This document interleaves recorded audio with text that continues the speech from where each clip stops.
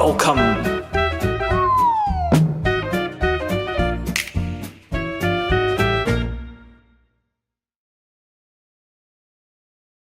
Hello. So my name is Sos. This is Piotr, and we're trying. You should be comfortable. We're trying to be comfortable with the fireplace and just have like a little fireside chat about SUPERHOT. But before we begin, I would like to tell you about the concept of devolution. So devolution, this is the fourth devolution and the second year of it. They started, I believe, with a game called Thumper, where they showed different iterations of the game Thumper, and game Thumper evolved really visibly much, and it was a huge success, and they did it again and again, and now this year at the Maze, this is the second Maze that has the Devolution. The Devolution team is showing the SUPERHOT. So I'm gonna read the thing about Devolution, not to mess it up, because my memory is not really good. So Devolution is a game design focused project exploring the creative process and challenges of game development, consisting of exhibition and interviews, lectures, and archive, and so on. Each Devolution event exhibition focalizes on the evolution of game through the exhibition of prototypes and interim versions and an in-depth conversation with the developers. This is the fourth exhibition, the second at the Maze, and Devolution is a project by Chongar Baranai. Where's Chongar? Here's their stand up.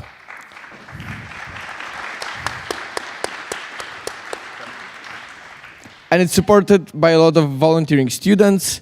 So I'm going to read their names. It's Masha Camino, Carlo Di Paolo, Christopher Eltmer, Eric Mario Lopez, Jean Isterdet, Adrian Kolmos, Zoe Kotz, Cleo Kreitz, Timo Rudberg, Philip Schmitz. I hope I didn't mess it up, and please give them applause, because this is why we are here. Thanks to these guys.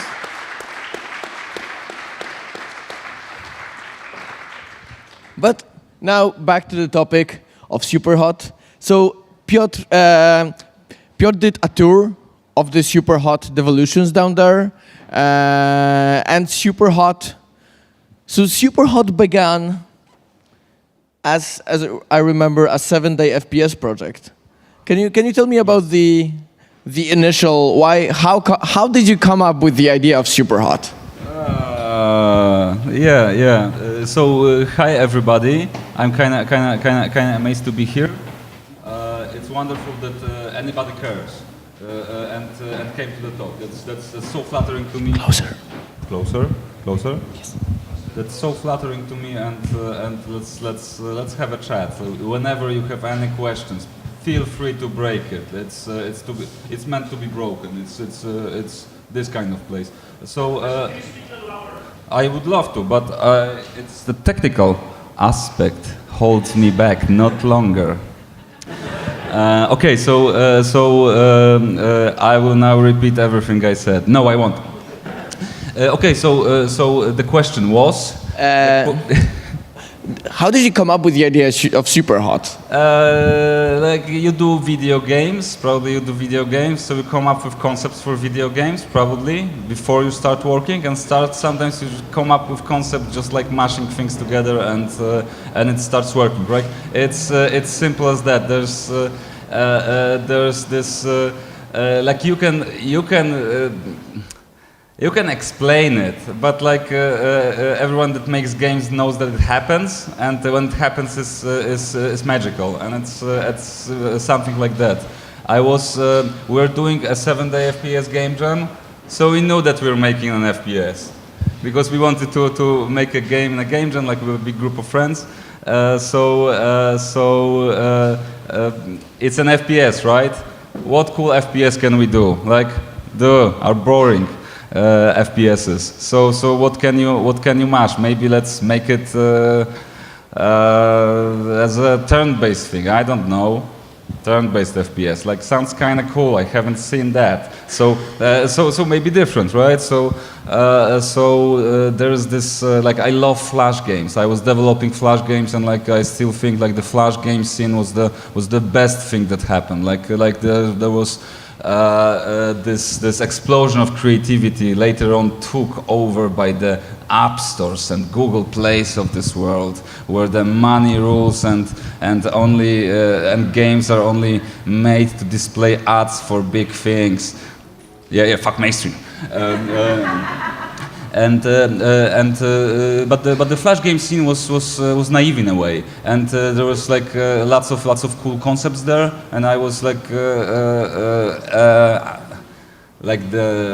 I like to explore those games. I just played Flash games, and there was this brilliant thing called Time for Cat, like the tiny Flash game. It's a mouse control game where a magical cat walks across the street and catches food. But these pedestrians, because it's a magic cat, pedestrians are moving only when you're moving your mouse, and that was like a thing. Like I saw it and I felt like like it's inspiration stuff, right? It's always on the verge of stealing this. Like, am I the only one to see this concept? Am I the only one to think it's cool? Like, I don't know, but like I thought like we could go places with this idea, and I just thought that let's do it. So a first-person shooter where time moves only when you move. I presented the concept to my friend, like to Marek Bączyński. He's not here. He does awesome YouTube stuff right now. He made the self-driving potato, like a self-driving potato. Like that's a thing. So Marek heard the concept and started like figuring out a name. And in his head, he felt it's a combination of Super Meat Boy and Hotline Miami. So like in a common meme, he started mashing those two titles together. Super Meat Boy Line Miami, something like this. But when I've heard this, he said SUPERHOT. I said no, Marek, SUPERHOT is enough. This is good. And like it just sounded cool. We started having fun with this, and that's where the game idea got born. Nice. So you basically cloned the Flash game, and you even stole the name. Yes. Yes, that's the process sometimes, but it's okay. We all did that. Yeah, that's just what happens. But there is this case that you sometimes feel that you're stealing something, but most probably when you're stealing something that then you're the only person that knows, and you're the only person that saw those things, right? And like maybe not many people did. So it's not stealing. It's deeply personal. You're stealing. It's like nobody else probably sees it, right? So that's a good thing. It is, and you made a good thing out of it. Yeah, so it's okay. Okay, I like the game. Next questions to the beginnings of SUPERHOT. So, what about the art style? The art style is one of the most recognizable art styles in video games right now. And I know, and probably you all know if you played the early 7A FPS version, that the art style was already there. So you have come up with it during the 7A FPS. How did that happen? Marcin Sulma, he's our art director, and I recruited, I found Marcin before we made a Flash game together. I told him, Marcin, you have fantastic style. Let's make a game together and we'll all be rich. We'll sell it on Flash portals. And that we completed the game, but it was kind of cool. We never released it. But we worked with Marcin Sulma before, and when we were developing the style for the final version of SUPERHOT, I brought Marcin on, even though he never did any 3D graphics. He's an illustrator mostly. That's how he labels himself, illustrator mostly.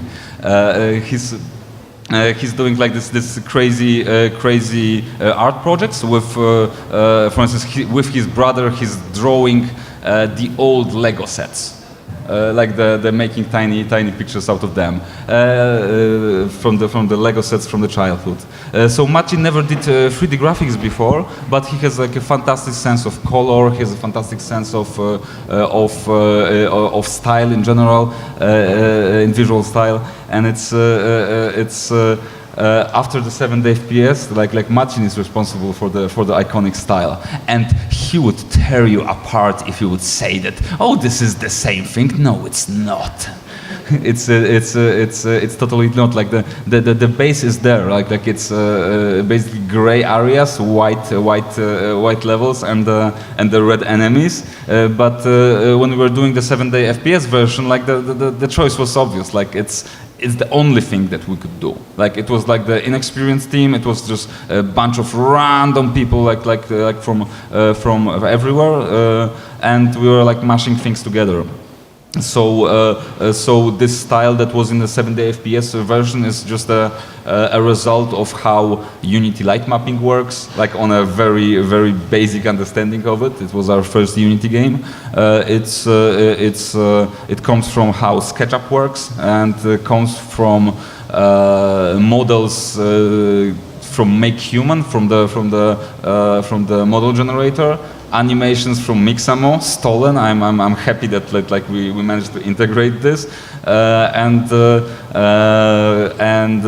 some like shitty cool ideas like the full screen text on the screen that's just like I haven't seen this done, and let's do it. Yeah, so it comes from this. It's not. It's yeah, but I like the style of the prototype also. Those games are subtly different. Yeah, I can imagine. It's been a long time since the prototype until the full release. Are there any other design and decisions that you made that were influenced by the fact that you developed the game for 7-day FPS, that you had this limited time, limited resources, and also, as you said, like limited knowledge of the tools you were using? Mm-hmm. Is there anything else that was influenced by that? Like it was, it didn't come from limitations, but like for instance, like we have this video sequence at the very end of the prototype where I'm just like doing the so-called acting into the camera, and it doesn't come from limitations, but it comes from this like atmosphere of, okay, what can we do? We have a camera, right? We could do something with that, and dropping something on the at the end of the game would make it seem like a real thing. So because like there's always like a problem of this bigger framework for the game. So it's okay. It's there's mechanics, there's gameplay, right? But like it helps to have something that connects all those things, right? Story. So the idea for the story in the very first prototype of SUPERHOT, and this was like it was an idea. It was gameplay, and then it was all part of the plan, something like that. So it's like, you know, the ending that makes you feel that the things happening before made sense, although it was just levels in the sequence of gameplay levels, right? So, when you look back and look at the final product, I know a lot of things changed, and probably a lot of things were scrapped, and probably most of the source code got like rewritten, and most of the assets got remade. But how do you feel the beginning influenced the end? Like, how do you think? How does what you have in the beginning after 7 days, and you were polishing it for 5 years? How did this tiny thing that you made influence the big thing that you were doing? Like totally, like it totally influenced it, right? It's just when you're creating something, you know, the magic moments happens, and like the 7-day SPS was a magic moment, and then afterwards working on the game, this was pure gold, right? So we. It's always happens with magic moments. First it happens just spontaneously when you never expect that it's going to be cool. You just sit on a random game jam, you sit and try, I will maybe make something today, right? And it happens, I kind of like this thing, and you explore it, but sometimes like it just explodes and it's so cool, and then there is this, now I have to get back to this state. Now I have to get back to this state, and it sometimes gets desperate and sucks. And always when it gets desperate, it's visible. Like it's everybody can see it, right? We knew about that, right? We knew that this could happen, but that was kind of unavoidable. So lots of when we were working, we always tried to work on it as a game jam game, except a brief episode right after releasing the prototype and starting the real work. When we were doing the Kickstarter, this was a very us trying hard to be like more talented than we are. Basically, a question of us not being ourselves.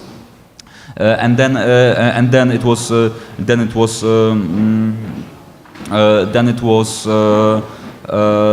but then like we tried this for this magic moments to happen. People are walking out like let's entertainment mode.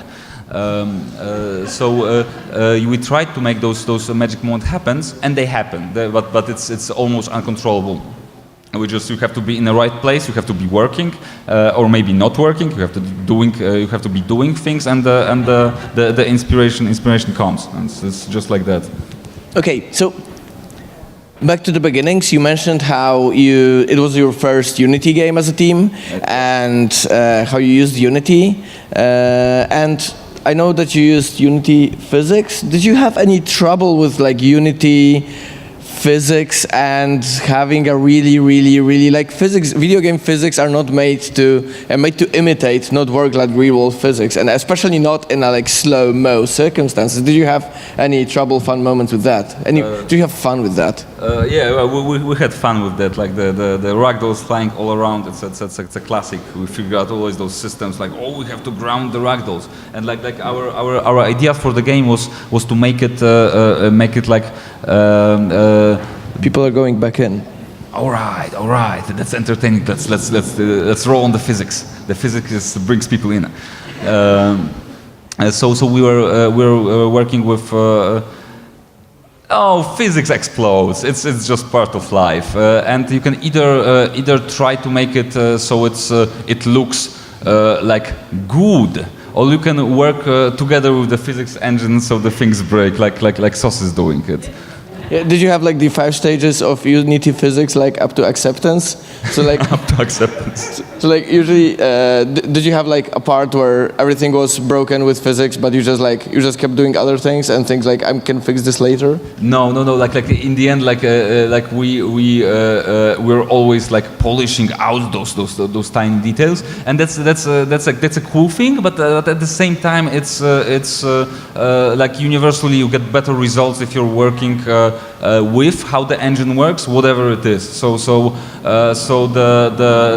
glitchy physics, it's more like a part of dictionary of things that you could do, you can play around with, than something that you should control too much. Like I wouldn't like physics in SUPERHOT is constrained because of all the physical things happening in slow motion. They are constrained because we kept closely to the way we wanted those things to look, but at the same time, there is this missing opportunities of just playing around with it more. So I kind of like would do more of that second thing now. Are there any design decisions that were influenced by the limitations of that, and by the way you had to handle your way around that? Those are detailed things. Those are things that happen when you are working, and I know about them, and I cannot imagine that anybody would listen. But like for instance, like the trajectories in slow motion, like you throw a thing, you click and throw a thing, right? So like the trajectory is kind of unpredictable. Like how is it going to fly? We maybe will place a dotted line where the thing will drop, but what? We will walk all the time with a dotted line. Okay, maybe when you press right button, like a dotted line appears. Who likes bullshit like that? I'm just not interested in it. So like the thing that we thought that people will understand, like this is the way the thing should work, is that when you're throwing a thing, like the trajectory is almost like it falls down, but almost to the point of items basically flying in front of you with no gravity, right?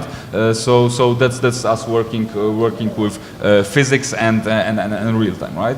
There are no too much like interactable items in the levels, and we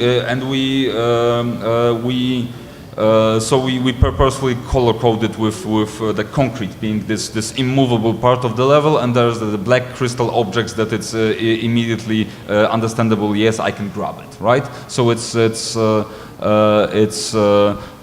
some of the things that should be throwable are just concrete there, because like you cannot grab that. Like we say that you cannot grab this vase. You can grab the second vase, for instance, and that's our like way of coping around with a bit physics. Next question, please. Okay, so also one last question about the Unity.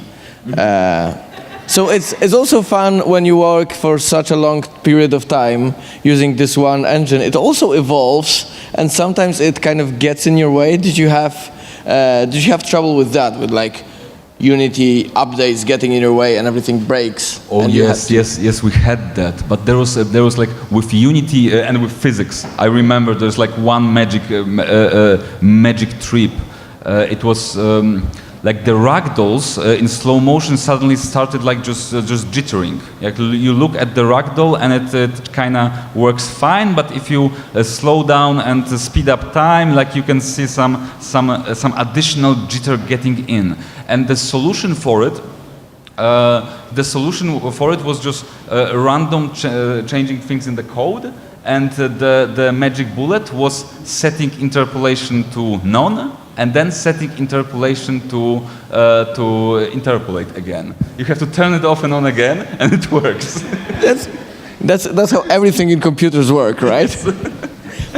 Okay, so also SUPERHOT now is one of the biggest and most well-known and most played VR titles out there. Did you know, like from the beginning, that you want to do a VR version as well, or did you? How did that?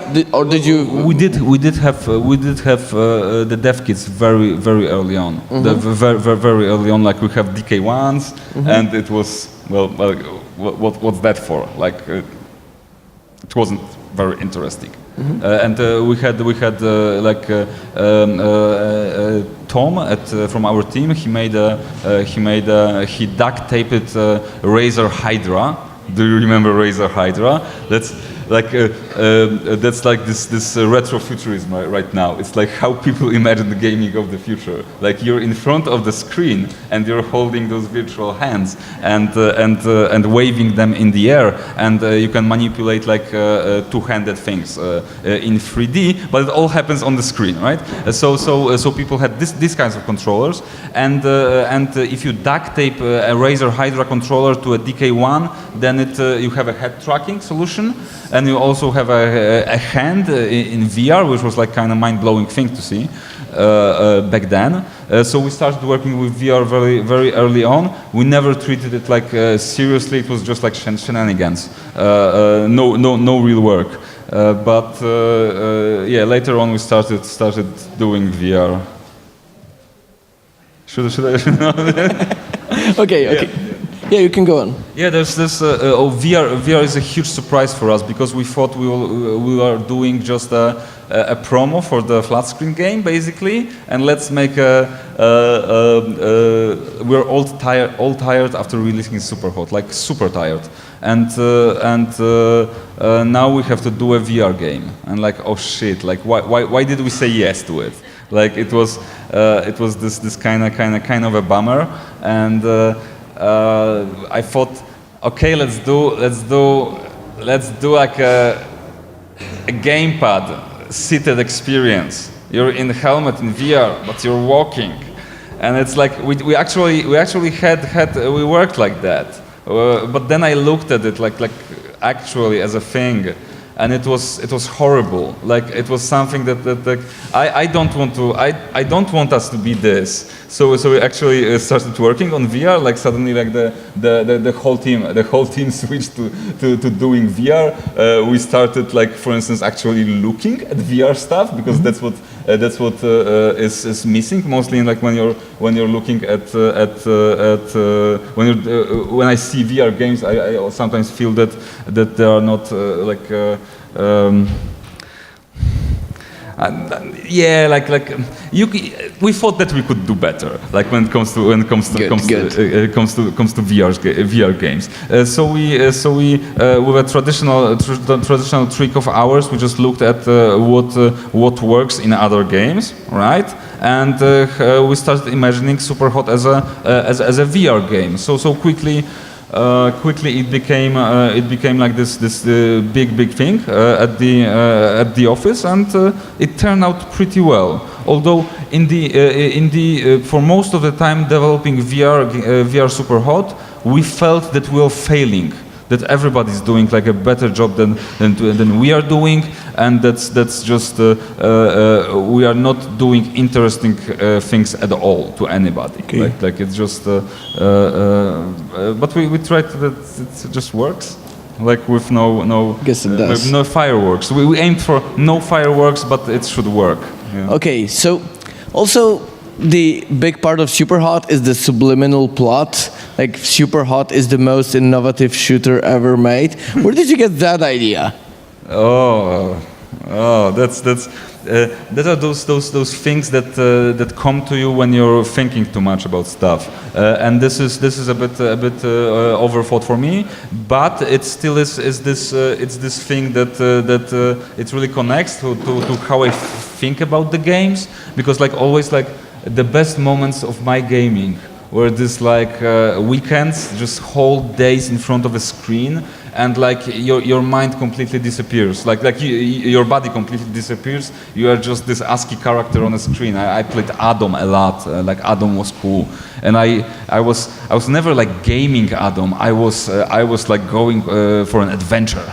And that was a thing for me, and I love this thing of you completely disappearing when you're doing something really engaging. Like that's the flow, right? I love this feeling, and like when you're selling a game, right? Like you basically keep people in this state. And there are tricks to keep people in this state for longer. Like it's industry standard. Everybody's doing it. Like I come from Flash games, and that's like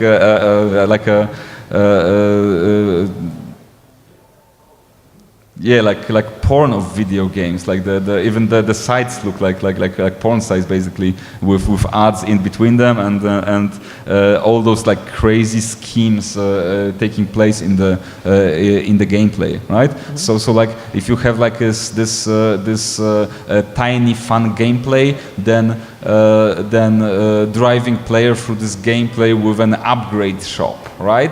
And like when you have an upgrade shop, you have this like very defined progression through the structure of the game, through unfolding the next features, right? And you can optimize those numbers, like so maybe we'll just give things to people like quicker, or maybe we'll hold it back a bit. right? Maybe this will take longer, and it's a trick, and you can do it in a cool way, but you can also do it in a very nasty way, right?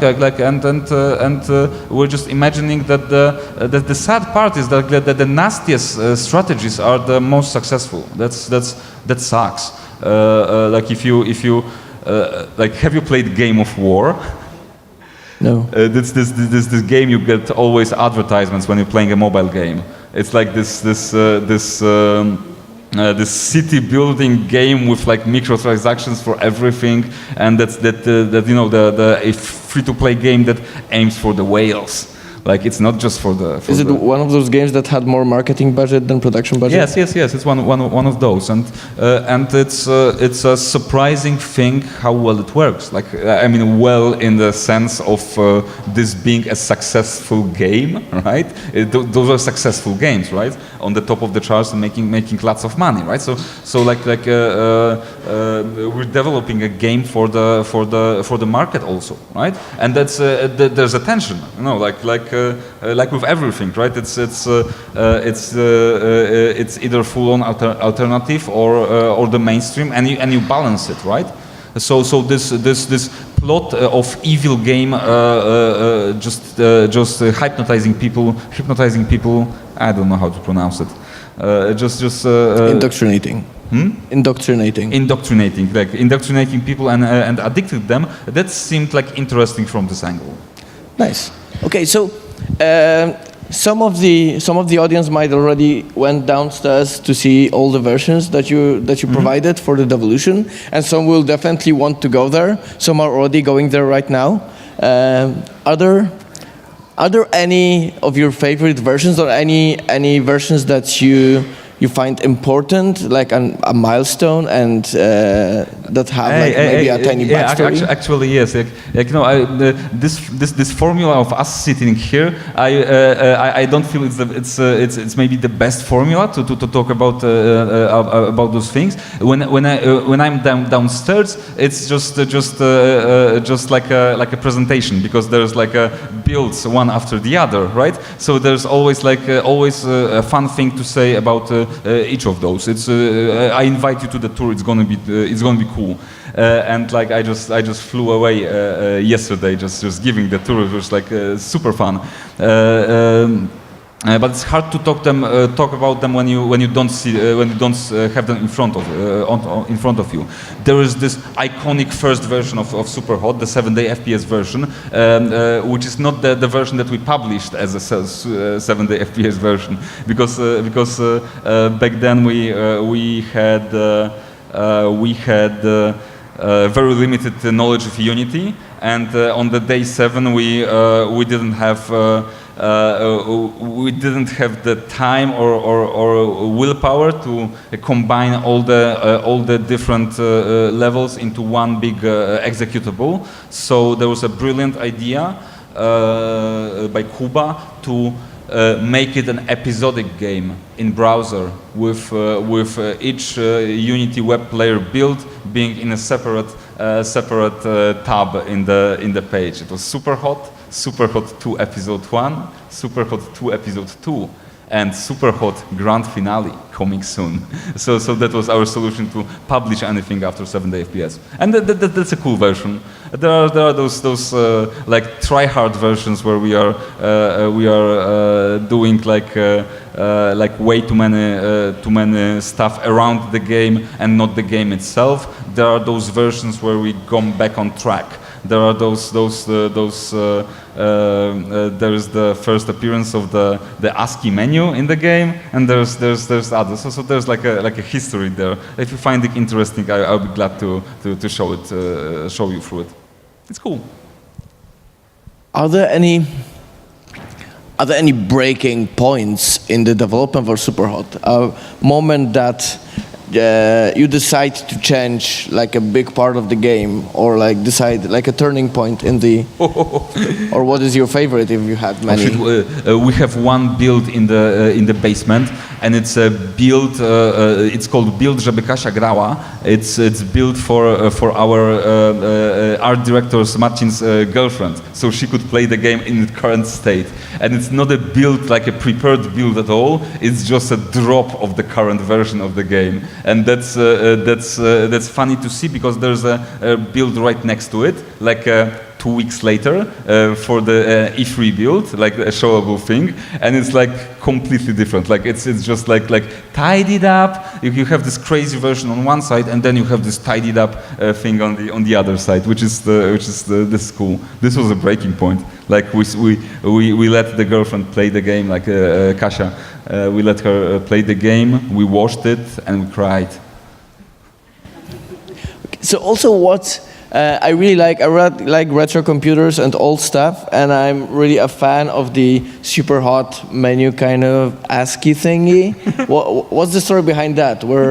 Why is that there? It was cool because like we didn't want to we really tried hard to make a real menu. Like, you know, the panels slide in, and then we put on the graphics, and there could be something in the background when you're moving a mouse cursor, like it would move. Because that's smart, but in the end, like it's a cool thing to think about. But then actually doing it, like it was just slow and really uninspired.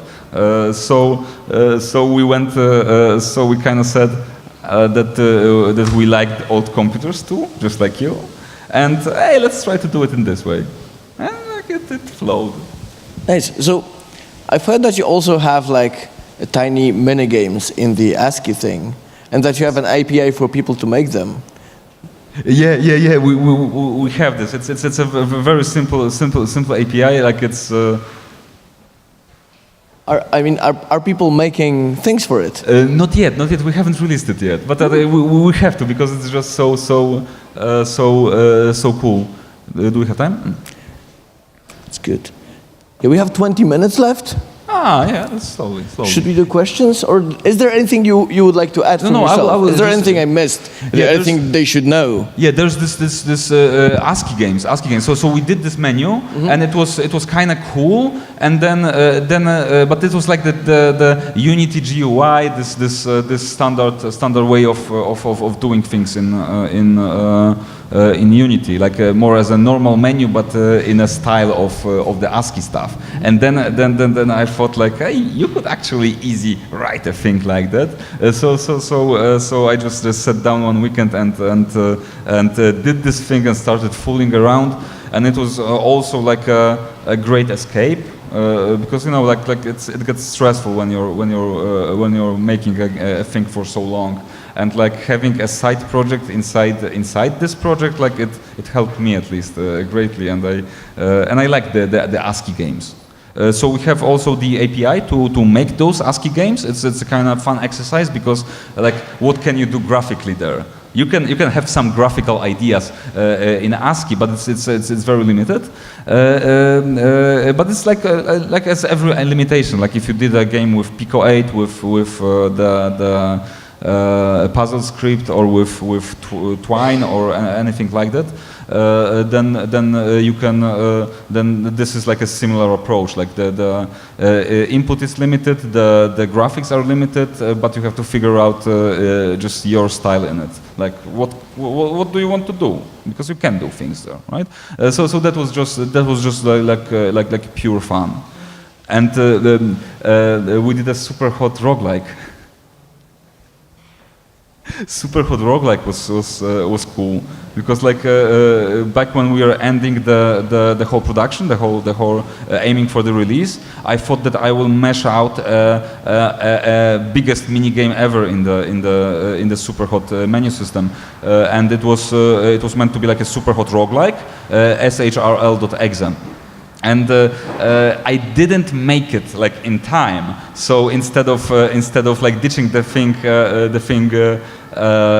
completely, I placed it.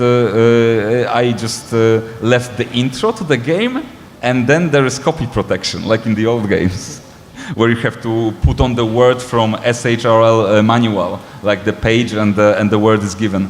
But it was like there's nothing really there behind the copy protection. But we thought it's a fun thing to do, so we actually did like a roguelike version, and it's also playable downstairs, like on the side of the exhibition. Like you can check it out. It's kind of cool. It has ASCII cutscenes and talking. There's a storyline. It's very much like SUPERHOT. It's like a bootleg SUPERHOT in ASCII. Nice. Is there anything else that you are eager to say, but I was asking the wrong questions? No. No, I'm here to listen. Actually, like I would love to. You should talk more. No, it's not about me. It's about you. I'm just asking but like questions. we're here together, and it's you know. Okay, like so the fireplace. The fireplace is really nice. Okay, so I guess we made the audience comfortable enough. We have 18 minutes left. Is that right? So maybe we can get some questions from the audience. Maybe the audience would like to ask something. They just want to go. Oh yeah. There's a microphone. Please approach the microphone. Yes. So, hi. Hey. Hi. You just talked about roguelike SUPERHOT, but there was a lot of fun games remixing SUPERHOT. Like there was SUPERHOT like Miami. There was a cluster truck version of SUPERHOT, mixing the two mechanics. I think there was even a game jam going on with SUPERHOT based game. Do you play any of those, and what were your favorites, if there was any? Yes. The question is about the clones and the other things, the game jam games. Like I didn't hear it acoustically well enough, maybe. But I think I understand what your. Yes, I do play all of them. Like it's a fun thing to do, and it's like I love to see other people rethink on the idea, because I think it's a cool idea. Like you can go places with it with this. There's lots of shitty mobile clones. Which are like kind of missing the point. That sucks. There is the Triband guys recently for What the Golf. They are doing like a SUPERHOT golfing game, and this is solid. This is good stuff. Nice. Anybody else? Yes, please. Hi. I really enjoyed SUPERHOT VR. It was one of the more visceral experiences I had in VR, and I was wondering, since you only have 3 points of data, which is the headset and 2 hands, how did you deal with fairly determining where the player was in space and how they got hit, and kind of like dealing with the, I was shot by someone I didn't even see kind of cases? It's a good question. But it gets into details. It gets into details. So basically, the collision for player is very simplified. It's just a rotated box that's thinner on the side, so you can rotate your head to the side and have this feeling of dodging things right in front of you. That works in flat screen SUPERHOT very well also, and the collision box in VR.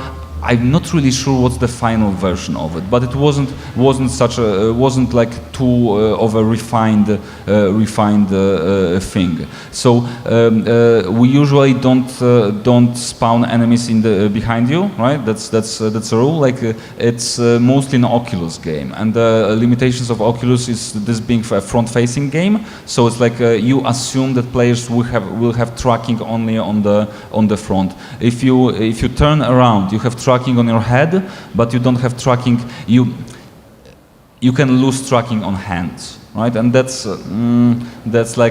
something you don't want to happen, right? this kind of solves the problem of you being killed by thing that you don't see. Like we spawn things in like 180 of a player, right? Like 180 angle in front of you, and we turn around and rotate player between scenes. We drop you in different situations. If you remember, in the VR version, there's this pyramid thing that you grab, and it's partly because of the 180 solution with Oculus, right? Because if you would have fluent 360 tracking, then basically you could teleport a player to a next scene like via a montage, like just editing. You just hit a guy in the face, and suddenly you are in a new place. Like on the moment you make a cut on the moment of the hit. And we rotate the scene so the player is always in front of it. If we could do 360, right? But there is a problem of front facing, right? There's like 2 trackers on front of you. That's the assumption. There's also the problem of a cable, so you can like suffocate with a cable. That's kind of not nice. So you cannot do it with cable VR. We could do it like with non-cable VR now, and those are things that are kind of cool. I like that. Cool. Yeah, thank you. Anybody else? Come on, ask your super hot questions. Okay, I guess that's it then. We still have time for a break. Thank you very much for coming and listening to Piotr. Yeah, thank you.